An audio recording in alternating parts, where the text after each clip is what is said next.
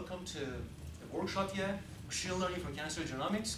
Honestly, it was a very challenging, I should say, workshop for me to prepare some stuff because some people just come from a variety of backgrounds.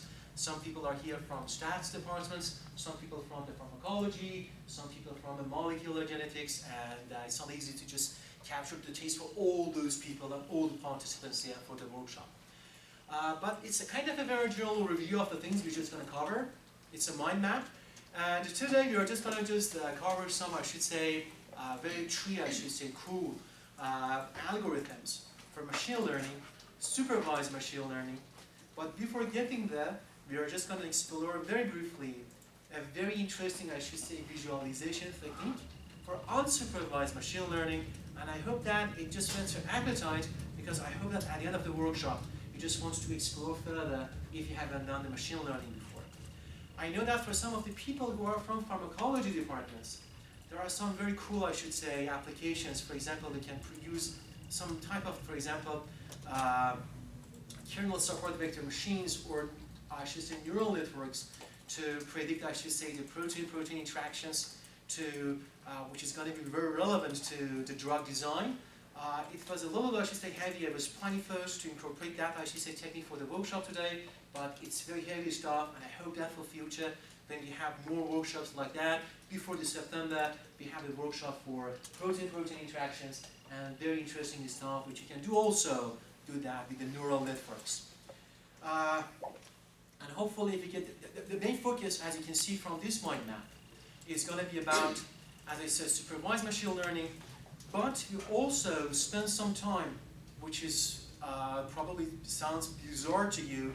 We're just going to talk about the distance and similarity metrics, because when you will see in the future, when you just work with the, I should say, cancer genomics, and when you design the algorithm for that, you will notice that the choice of the distance metrics and similarity metrics is more important than the choice of the classifier and, I should say, the method which you design for the machine learning. Then we spend more time, I should say, on the distance, which you understand at the context of your work, from pharmacology to molecular genetics to the life science, which measure is more relevant for your, I should say, choice. Okay. And now, go to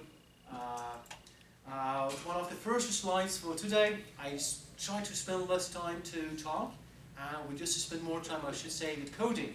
And if you haven't done coding, it's a good chance because the code is already there. You can just simply play with the codes and see the impacts.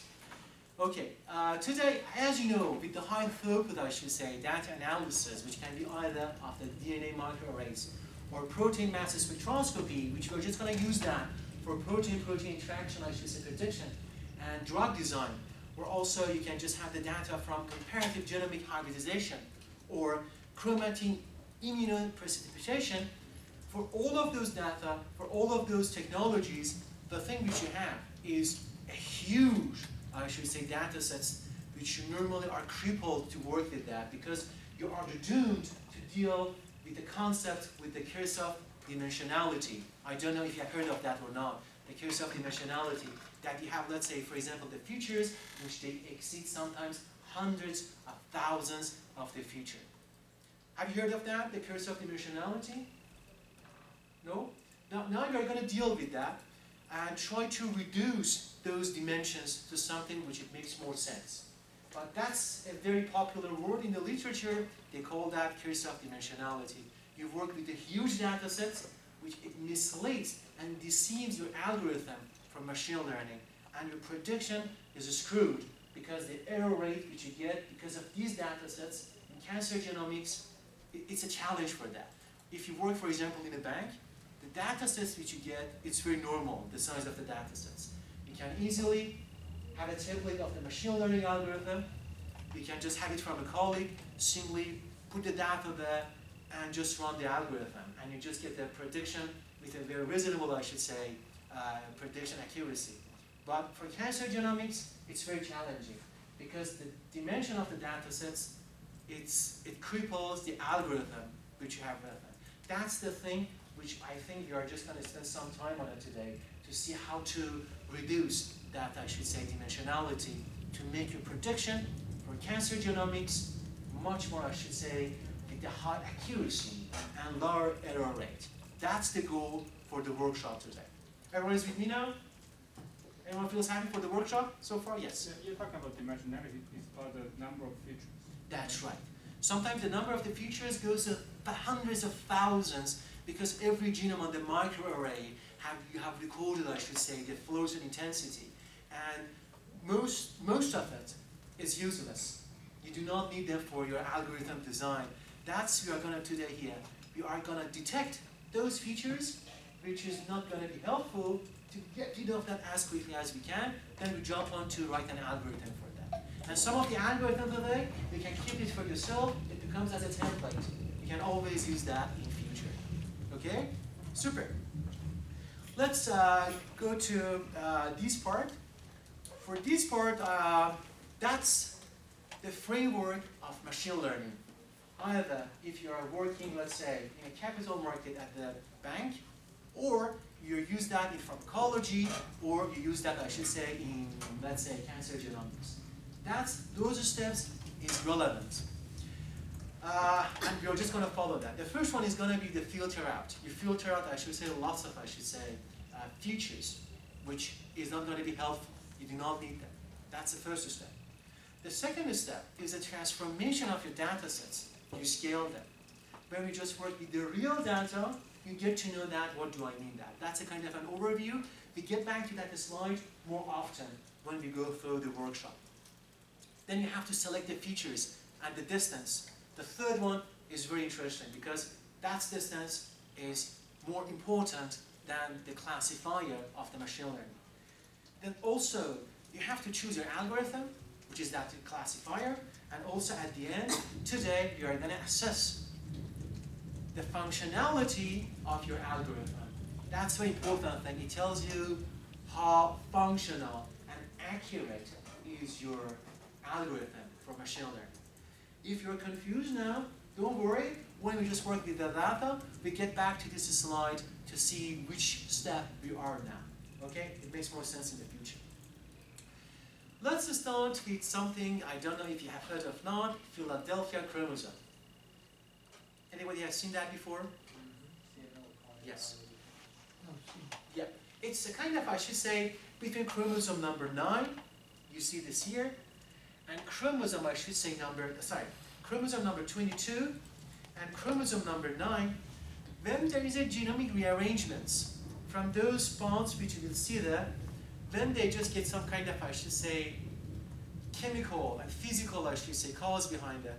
They get rearranged, and instead of having a normal, chromosome number 9 and chromosome number 22, when they just get rearranged, you will see this, because of that translocation, you have two different genomes. One of them has a part of chromosome 22, and chromosome number 22 has part of the chromosome 9. That rearrangement sometimes is a causal effect on acute lymphoblastic leukemia, which is going to be the data sets for our workshop today. It's a causal effect for the leukemia, and now we're just going to use some machine learning to find the relevance, on these rearrangements on the cancer genomes and the genetic data which you have from microarray technology. Any questions so far? Everyone feels happy? Yeah? No questions? Great. Okay. Then let's go to your RStudio. You have on the GitHub, if you please check your email, on the GitHub you have the coding from the R. You can simply copy it from there, paste it on your RStudio. My RStudio looks, dark, the background. On one of the tutorials, which I just emailed to you almost a week ago, I give you the instruction on how to change the appearance of your RStudio if you like that kind of background. I fell in love with that when I noticed that you can change the color of your RStudio. Okay, let's start. Everyone's happy now? Everyone has the access to the RStudio? RStudio? Yes. If you please check, to the Wi-Fi, the information is a username and password on the whiteboard. I hope that you can just read my handwriting. Okay, and now let's start working with the data set. The data set which I'm just going to work are going to use bioconductor. Because bioconductor, it gives you more functionality, statistical functionality compared to the R, when you just work with the cancer genomics. The thing which you're going to do is that search for bioconductor.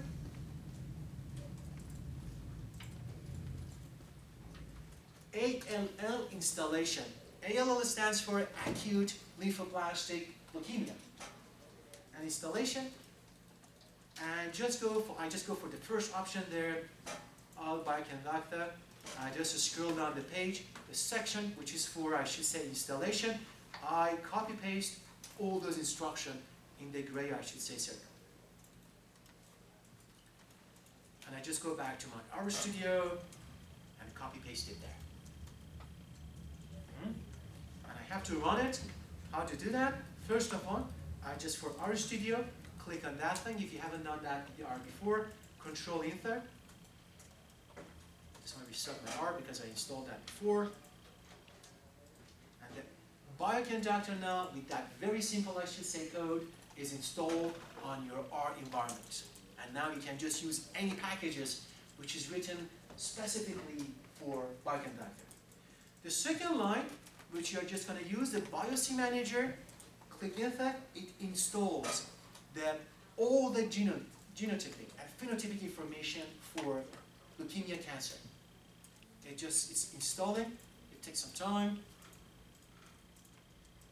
and at the end it can ask you if you just want to install some updates. You will see the updates, it just shows up just right there at the console there. I'm just going to click on it, press A, which stands for install all of it, press Enter. And now it's installing the updates. I hope everyone is reasonably good with the R. In case if you are not, let me know, we just go much slower. Everyone is happy to just work with the R? Everyone has done that before?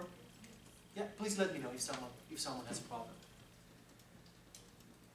Okay.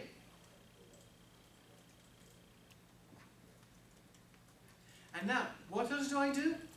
When this is installed, I have to use two commands. The first one, this is like the R itself. Library. I use the command library. And inside the parentheses, I'm just going to put ALL. Control Enter. And now it's writing the ALL datasets into the R environment, back in the R. And now, still on the global environment, which is the window top, I should say right, I do not see the dataset shows up there.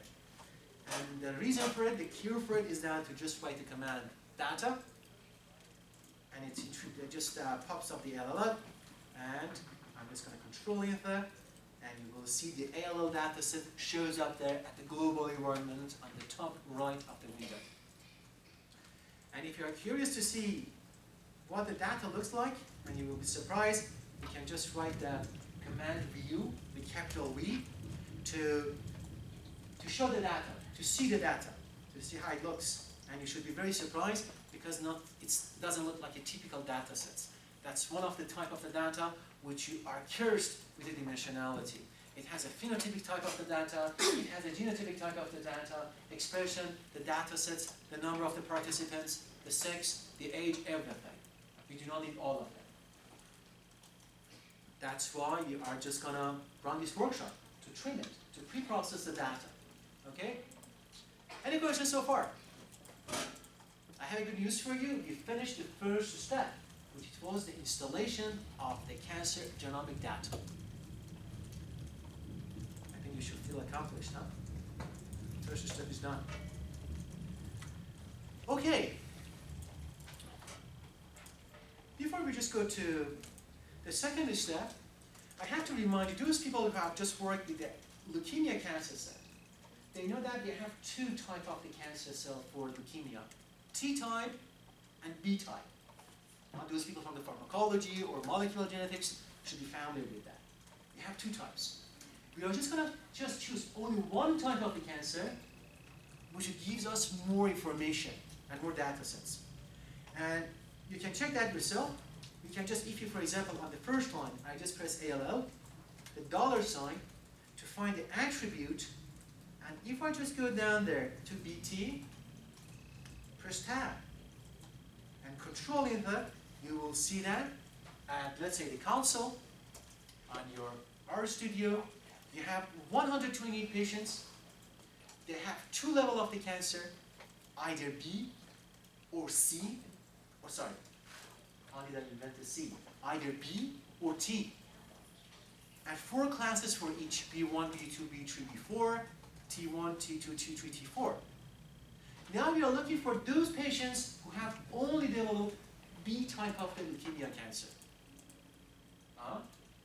That's going to be very relevant to any data sets. After the workshop today, you can just find, let's say, for example, any different type of the cancer, the kidney cancer, bless you, or any other cancer.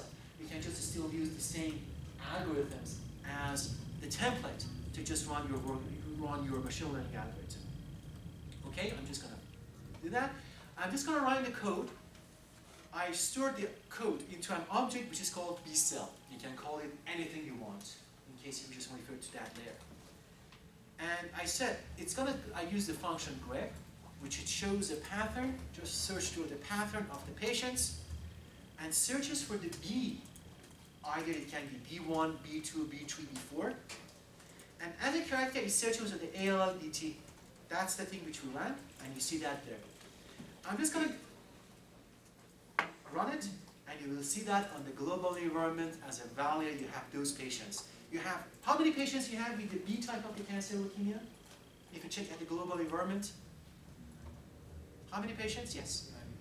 95. It's very easy to find it. It's just going to be the vector here from 1 to 95. You're just going to work with 95, I should say, patients which they have developed B type of, I should say, the cancer cell. Okay. We are still in the process of, I should say, data pre-processing. We should just get to more fun stuff for machine learning. If you are getting bored, just please bear with me. Okay. And the next step, what I'm going to do, it's going to be the more fun part. That's where you are going to relate your phenotypic, I should say, data, which is B type of the cancer, that's phenotypic, to genotypic, to relate it to the Philadelphia, I should say, gene rearrangement, the slides which you have, chromosome number 9 to 22. How to find it?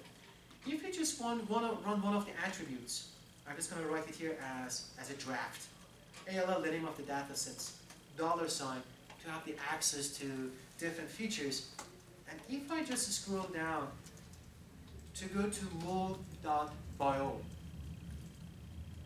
press tab, and Control Enter to run it. You see some magical thing happen, and you will see that I have, I should say, some patients, 100 patients to 128 patients. You see at the last line, patient 127, patient 128, and they have some, I should say, abbreviation, recognized with them. What do we mean by that? If you go back to the slide which we had, you will see that we call the mutated genome, Philadelphia chromosome, BCR-ABL. That's the medical terminology which they call that in cancer genomics. They do not call that Philadelphia chromosome. They call that BCR-ABL. Philadelphia is something more to have fun. But here, I'm just going to select those people who shows this kind of mutation. For example, patient number 1, if you look at that, shows BCR/ABL.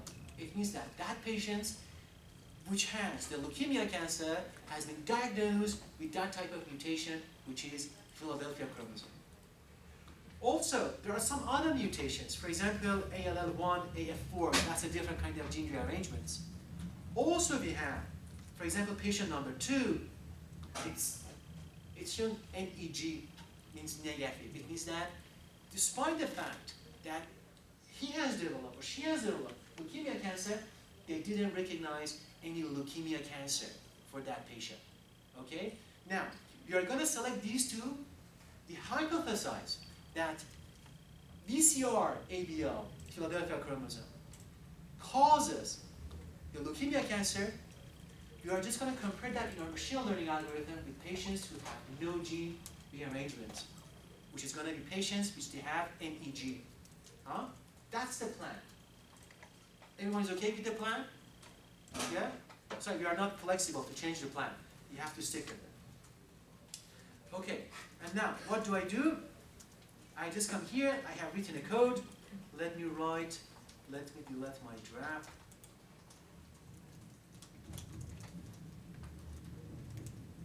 Okay, go there. You see that I just called that the object which I try to create to store my, I should say, file there. I just called that gene phyla. It's easy for me to remember that in future when I want to go back to that. And I have written some stuff there. I have written here as character, which is normally, if you just run this code, what happens? I'm just going to only select this one. As you will see, I should say for the gene rearrangements, BCR, ABL, they are not as characters into R. But if I just write the code as dot character, and that object, maybe I had to choose both the parentheses.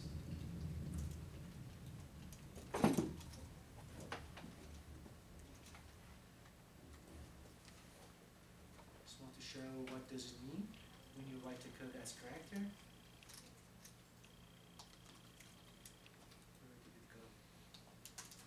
No worries. Let's go back to the code itself. You will see it there.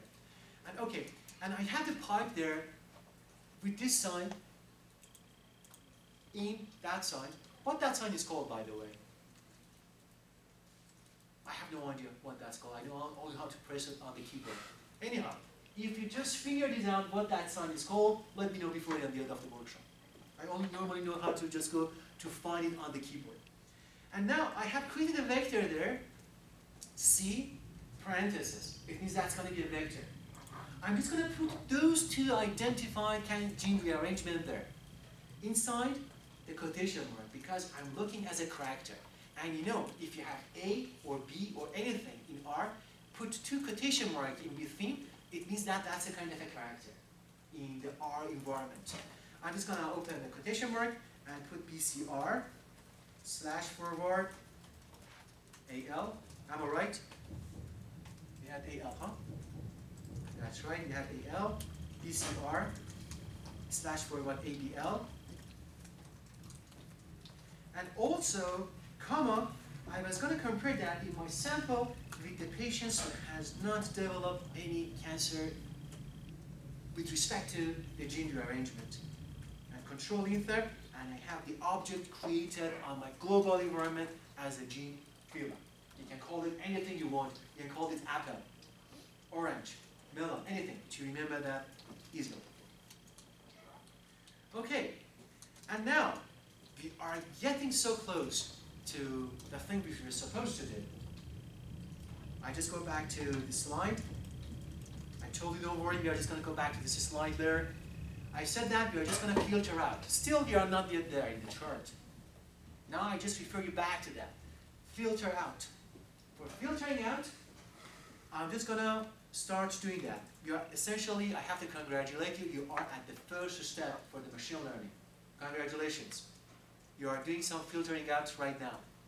How to do that? You have to install a package from the bioconductor. And if you please, go to your Google Chrome and search for bioconductor gene filter. We are going to do lots of filtering right now. Open the window, open the link, you get to that page, which is going to be for, I should say, gene filter installation instruction. You just go to the gray area. The first code here, the if, it's the installation of the bioconductor. You have done that already, no need to do that, because we installed that at the very beginning. But we just go to the BioC manager. That's the thing which is going to install, I should say, R, the gene filter. I'm just going to come here, paste it, Control V, paste it there, and run it. Control Enter. And it asks me for the update. I'm just going to press A, update.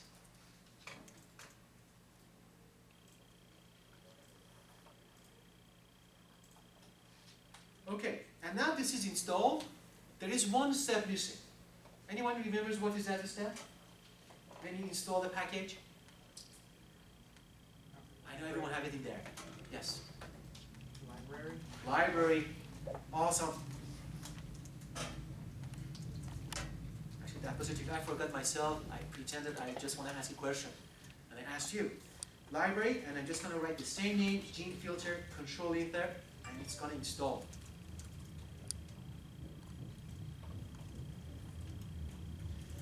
Okay. Now we install it. Seems that you're ready to just write the very first code of the machine learning. Use that template all the time when you just work machine learning to filter your gene expressions for any algorithm in machine learning. It can become a kind of a template for you. Gene filter, then the line of code which follows. We are just going to function, I should say, with gene filter. That function is called NS filter. You see the code already there. And I'm just going to use the old filler data which I have. Oh, sorry. It seems that I forgot to run a code. If you remember, I tried to also all filler. I just skipped the code there, unfortunately. One step before, we created a gene filler, which it was, I should say, finding a vector of people with the cancer rearrangement. Yes.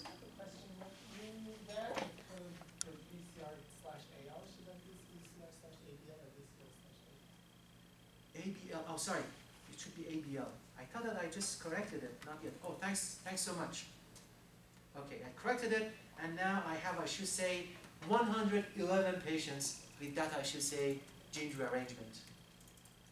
Thanks so much for reminding. Thanks. And now I'm just going to also intersect it, and what it does, it's now, if you click on that, you will see, oh my God, it seems like a catastrophe. When you click on the all filler, you see a huge, I should say, symbol, signs, which shows that you are cursed with the dimensionality.